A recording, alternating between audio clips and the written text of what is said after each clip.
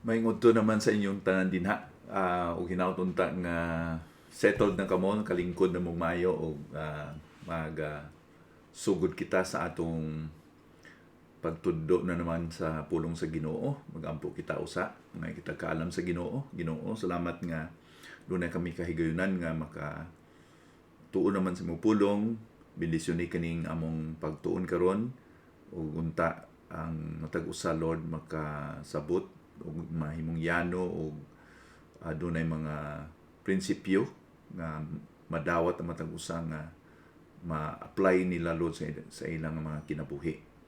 Ug tabangi ako, tabangi imong alagad nga ang imong kaalam, ang imong pagtultol o paggiya maoy ma-experiencehan mo ni namong pagtuon karon sa ngalan ni Kristo nga among Ginoong maluluwas. Amen. Ang atong topiko nini nga udto mahinungod sa pagtubo sa atong pagtuo. Growing in faith, no? Pagtubo sa atong pagtuo. Dili lang nga ang usa ka tawo mahimong Kristiyanon inya diha lang kutob. Sa giingon diha sa Episo 2:8-9 nga ato po nang gitun-an sa miyaging mga adlaw nga giingon ni Pablo dinha nga tungod sa grasya sa Dios naluwas kamo pinaagi sa inyong pagtuo kang Hesukristo. So kini ang unang tikang.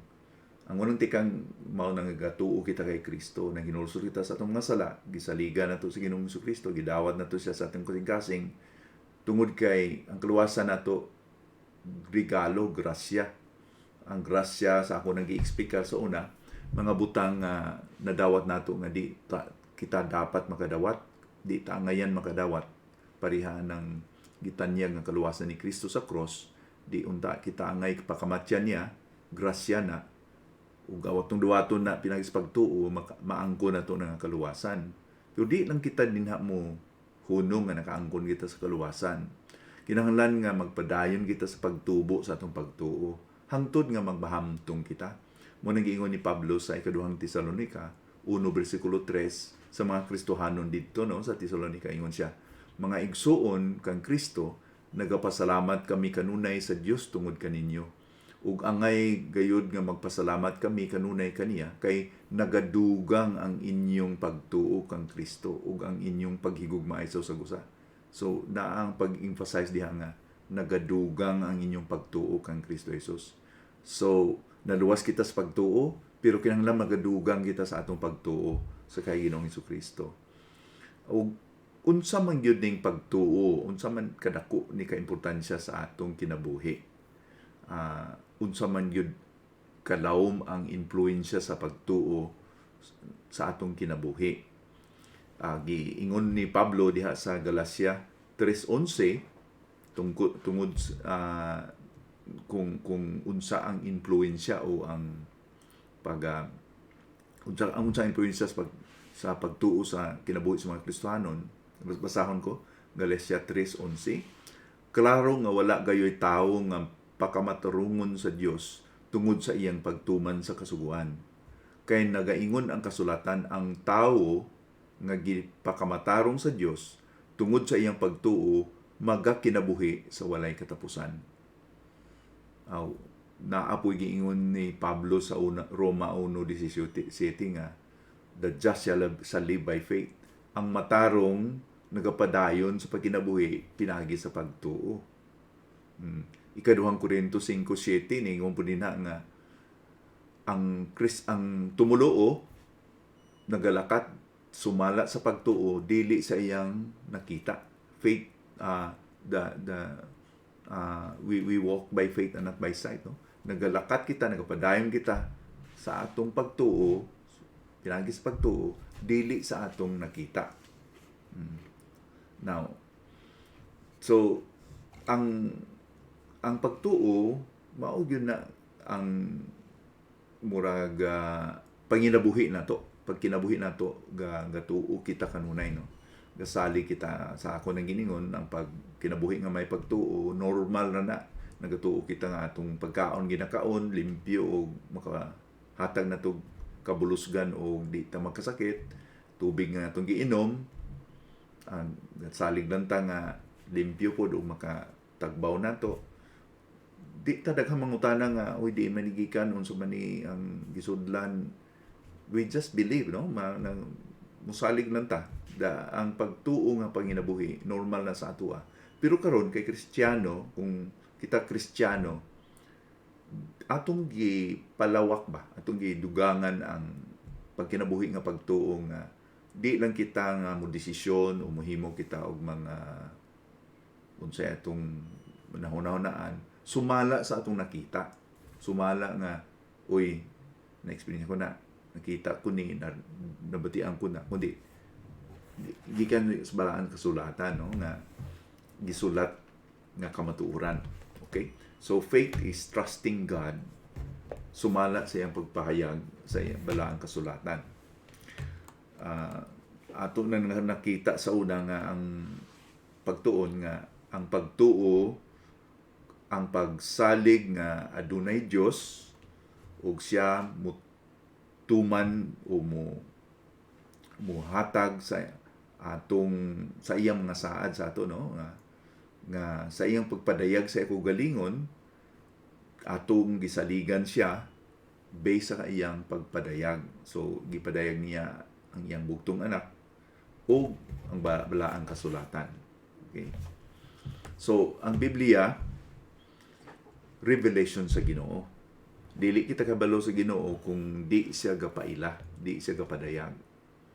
Now, mauna nga di ta mo tubay ang mga pilosopo na may nakatubay sa langit unya mibalik, mutuo ko kung naay nang adto sa langit ni mibalik. Di ta motubay ang mga pilosopo nga mga panguna-una. Ang giingon sa Biblia nga dunay Ginoo nga nagpakatao, si Kristo ang gipadayag sa Dios, kasi ang Dios ang nahimong tao para makailata sa iya. Kay sa nakakita sa kay Kristo Jesus, di ba ingon niya sa Juan kapitulo 6 na kinsay nakakita kanako nakakita sa Amahan. Dili physical kundi ang pagpadayag ni Ginoong Kristo, ang pagpanudlo ni Ginoong Kristo na hinungod sa iyang Amahan, iyang gipadayag sa iyang kaugalingon. Unya sa iyo pong gisulat ni sa pulong sa Ginoo. So sa kaluwasan, ang atong unang tikang initial na to nga gihimo mao na pagsalig sa kay Kristo Jesus. Pero sunod sa kaluwasan, no, after sa kaluwasan, ang Kristohanon dapat magpadayon, no? His life should consist of learning more and more.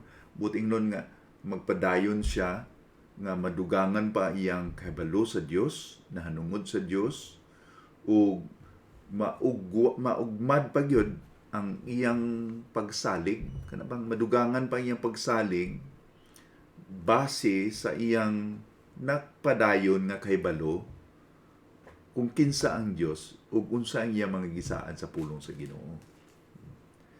Mao ni ang pag-ampo ni Pablo sa mga Kristohanon sa taga Episo 1:15 hangtod sa 17. Busa sa dihang nadungog ko ang mahitungod sa inyong pagtuo kang Ginoong Hesus ug sa inyong paghigugma sa tanang mga katawhan sa Dios, dako gayud ang akong pagpasalamat sa Dios tungod kaninyo ug giampo ko kamo kanunay, giampo ko ngadto sa Dios sa atong Ginoong Hesukristo, ang Amahan nga makagagahom nga ang Espiritu Santo muhatag kaninyo sa kaalam ug magapadayag kaninyo sa kamatuoran mahitungod sa Dios aron nga mailhan gayud ninyo siya.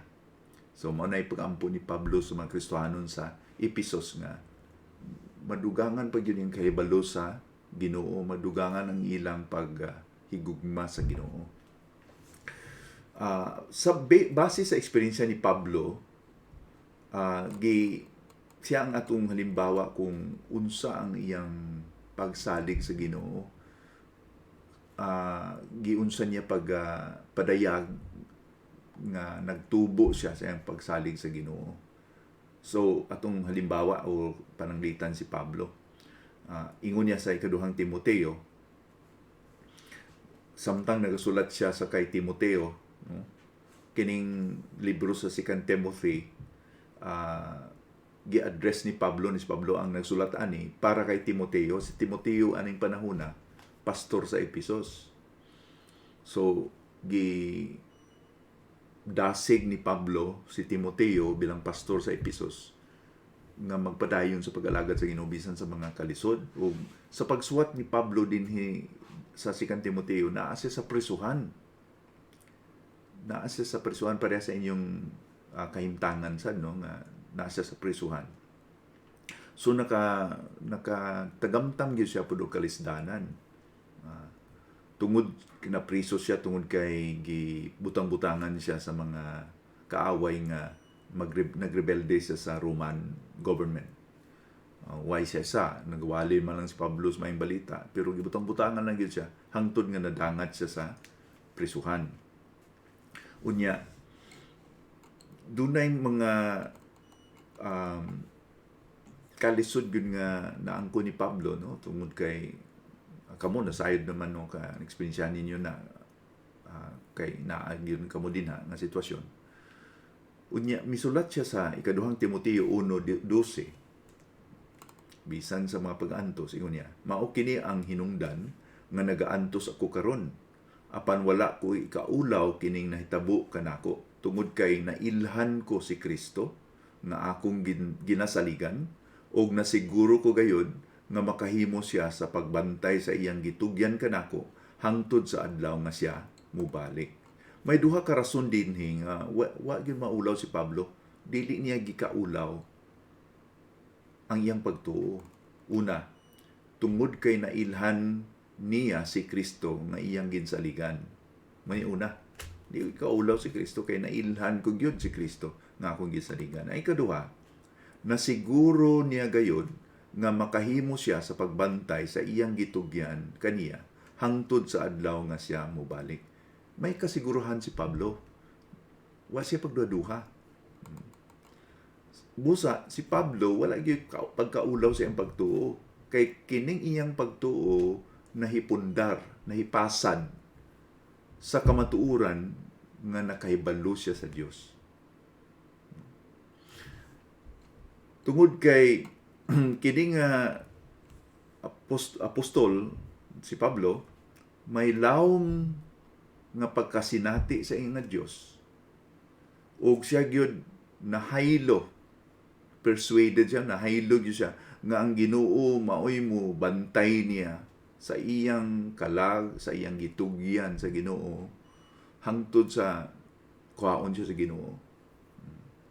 Muna itong tandaan, mga kaigalaan ko din na nga ang lawom nga pagtuo nagaabot na or naugmad na kung lawom po atong pagkahibalo sa Dios. Di ba mauna ang prinsipyo pod nga atong gibatunan sa atong mga amigo? Naglawom atong pagsalig sa atong amigo sa panahon nga nasinati po nato ug dugang kung unsa gyud ang iyang kinaiya o kinsa gyud siya, unsa gyud iyang kasing-kasing, no? Samtang uban kamo mahimo diha sa sulod kamo, no, pag permiro di kay mo suod sa imong higala, pero samtang nagaistorya mo, samtang ga baylo mo og pangunahuna, ga share kamo sa inyong mga kinabuhi, na sinati ninyo ng usa-usa, damo na nagsaligay ka sa usa. No? Ang atong pagsalig sa Ginoo, ingon ana sad, mulaw mo atong pag-ugwan o mag-ugmad sa pagsalig sa Ginoo kung nagkalawom pod ang atong kahibalo na itungod sa Dios. Daghang mga Kristiyano nalisdan ani sa pagsalig sa Ginoo tungod kay mabawra ang ilang pagkaila sa Dios. Dapat magkalawom gyud ang atong pagkahibalo sa Dios. Lisod gyud magsalig kita sa usa ka tawo nga wa nato nahibalaan. Busa, samtang kapadayon kita sa pagbasa sa Biblia, sa pag-ampo, na eksperyensyahan nato ang pagtubag sa Ginoo sa atong pag-ampo, the more nga mag-eksperyensyahan po natong Ginoo nga tinuod siya sa panahon sa atong mga pagtilaw nga naa siya gatabang nato, the more nga mabalaan nato nga siya ang Dios nga tinuod gyud sa iyang mga gisaad o magsalig ta niya. Sa nagdugang nga atong kahibalo sa iya, murag mas madali na lang ang pagsalig kaniya. O sa nagdugang nga atong pagsalig kaniya, the more na mag-exercise naman kita sa atong pagtuon niya. Di na lisod ba? Di na balik, di na kayo mura bitaw madali na lang ang pagsalig nato niya kung nasinati na nato siya ba. May naabito na istorya nga kung nagampo ka sa Ginoo ug panginahanglanon, limbawa no, nagampo sa Ginoo ganihanglan ka og sa kagatos, kung Ginoo mugampo ka nga, Ginoo tagai ko sa kagatos, unya gitagaan ka sa Ginoo og sa kagatos, sunod di mong ampo, di na siguro sa kagatos imong pangayoon sa Ginoo, kay imo nang nasinati ang Ginoo nga ang Ginoo nako Ginoo din na nga sobra pa sa kagatos, sobra pa siya makahatag siya sa sobra pa sa kagatos. So nagtubo na imong pagsalig. Di parehas sa katao yung nagampo sa Ginoo nga, Ginoo na ako'y pinanglanon sa kagatos, pero para di ka malisdan Ginoo 50 na lang. Balaan nato nga ang iyang pagtuo mabaw ra gyud. So si Pablo naka-eksperyensya o kadalag-an, mga pagtilaw sa iyang pagpadayon sa pagsunod sa Ginoo, sa iyang pagkakristohanon. Pero nakatuon gyud siya sa pagsalig sa Ginoo. Pamatiin ning iyang testimonyo sa Pilipos 4:12. Ingon niya, makahibalo akong magkinabuhi diha sa kawadon o diha sa kadagaya. Kining tanan natun-an ko aron bisan unsa ang akong kahimtang, busog man o gutom, madagayaon man ang akong panginabuhi o dili kontento gihapon ako. May sudan kung walay problema kay Pablo, kontento. Nakatuon siya niini. Dili siya nagproblema nga dili niya masarangan kung unsa man circumstances siyang kinabuhi. Kay ngano man unsa may nakapalig-on ni Pablo nga bisan sa kalisod o sa kadagaya kay balo siya nga manginabuhi nga may pagkakontento. Ang pagkakontento kanabang naa kay satisfaction, wala kay dili ka gibating nga may kulang sa imong kinabuhi. Sa sunod nga bersikulo sa Pilipos 4:13, kay mao niya yung testimonyo, mahimo ko ang pag-atubang sa bisan unsa nga kahimtang pinaagi sa tabang ni Kristo nga nagpalig-on kanako. I can do all things through Christ who strengthens me. Gani mauni ang prinsipyo ni Pablo. Giunsan niya nga nahimong siya matinumanon nga bisan pisa sa kalisod sa iyang panginabuhi nga Kristohanon. Galacia 2:20, usa niya nga testimonya usab. Ingon niya, namatay ako kauban ni Kristo sa cross. Dili na ako ang nagakinabuhi karon, kundi si Kristo na ang nagakinabuhi kanako. Ug kining kinabuhi nga akong gikinabuhi karon mao ang resulta sa akong pagtuo sa anak sa Dios nga nahigugma kanako ug naghalad sa iyang kinabuhi alang kanako. Nindot no nga paghanay ni Pablo kung unsa ang iyang testimonyo na di na siya ang nabuhi. Ingon niya, patay ako sa una, namatay ako uban ni Kristo ug di na ako ang nabuhi kundi si Kristo na. Kay nga naman, sa pagdawat niya ni Ginoong Jesucristo, naa na si Kristo siyang kasing-kasing, ug siya na nagahari sa iyang kasing-kasing, ug gi-practice niya na sa iyang adlaw-adlaw nga panginabuhi. Sa mga Kristiyano, ang tanan nga mga promesa o mga gisaad sa Ginoo naa gyud nahitumok sa kay Kristo Jesus. Ang atong pagsalig kung unsa man mga promisa nga atong i-claim o atong batunan, naa gyud na sa gihimo ni Kristo Jesus. So naa sa persona ni Ginoong Kristo. Manigyaw ni Pablo no sa ikaduhang Korinto 1:20 nga ingon, pinaagi kaniya ang tanang gisaad sa Dios natuman. Busa makaingon kamo nga kasaligan gayud ang Dios ug pinaagi niini madayeg siya. Bisan man sa giingon ni Pablo pud sa Roma 8:32 nga giingon niya dinha nga wala gani gihikaw sa Ginoo ang iyang bugtong anak.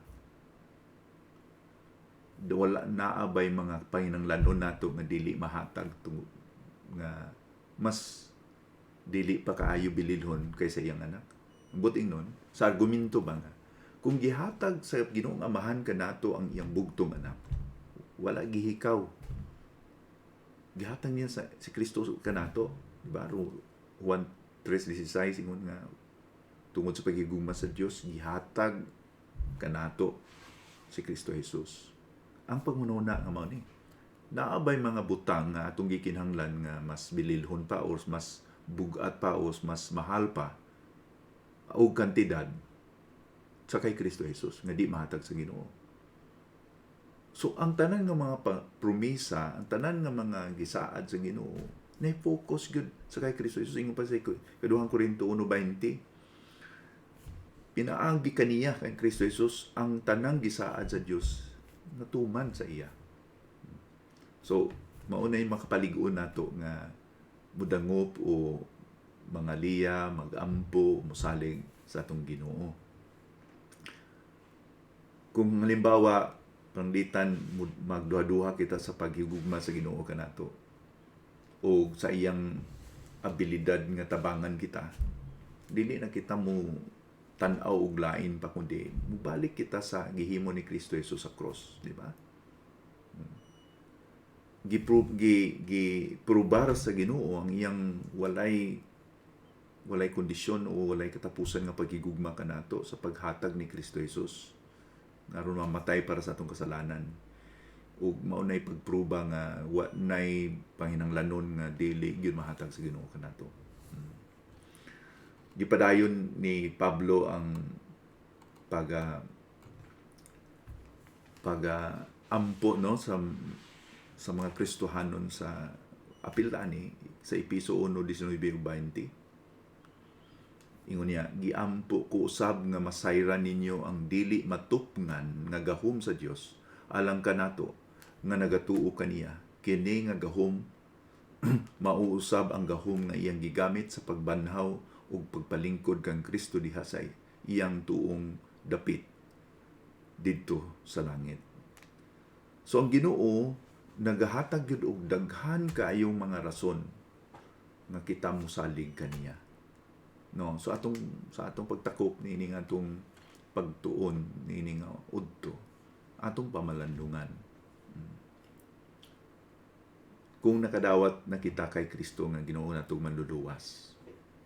No, nakaangod ang kita kaluwasan sumala sa Episo 2:8-9. Ang akong pangutana, nagatubo ba kita sa atong pagtuo, sa atong pagsalig kaniya?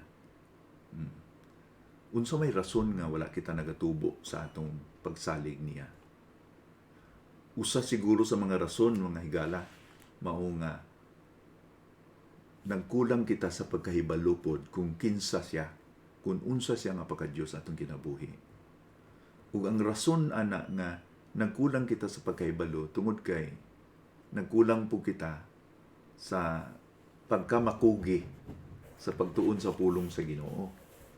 Nagkulang kita usab sa pagkahibalo sa iyang mga tanan niya mga gisaad, tanan niyang mga kabuton, tanan kung unsa nga sahi ang atong Dios, unsa nga pagka-Ginoo siya naman diri sa pulong sa Ginoo.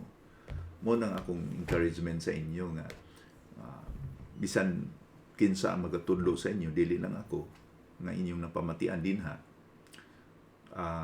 Ayaw lang kung pagkuntinto na mamati lang, kundi pagbalik ninyo sa inyong silda, Naman mo yung mga Biblia, kung naamoy mga Biblia, nautunta nga na, mga Bisaya ang Biblia, Ilonggo or unsang lingwahe, basahan ninyo ang mga bersikulo o pamalandungi o itago sa itong inyong kasing-kasing. O unya, sa nagdugang kamo sa pagkahibalo sa inyo nga Diyos, sa ato nga Diyos,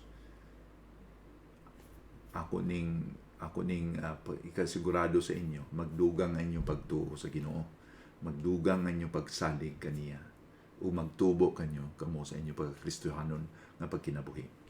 Ha? Nautunta nga kining atong pagtuo ni nga udto nakapanalangin sa inyo o nakahatag kaninyo og bendisyon o panalangin. Magampo kita. Ginoo, salamat sa imong pulong ini nga udto. Among giampo nga ang challenge, ang hagit nga magdugang kami Lord sa among kahibalo sa imo, pinagi sa among pagkamatinumanon sa pagtuon sa pulong nimo, pagsunod sa imo kabubuton sa mga pag-ampo, sa pag-sharing, kung ano man mga gibuhaton aron Lord nga magdugangan among kahibalo sa imo. Tagai kami Ginoo og dugang pagyud nga kahigayunan nga makapadayon sa among pagtuon. O Ginoo, ilikay kami sa mga temptasyon kay ang mga kasalanan Ginoo mo na nakabababag kanamo nga mawala ang among kahinam, kagutom o kakunyag sa pagtuon sa imong pulong.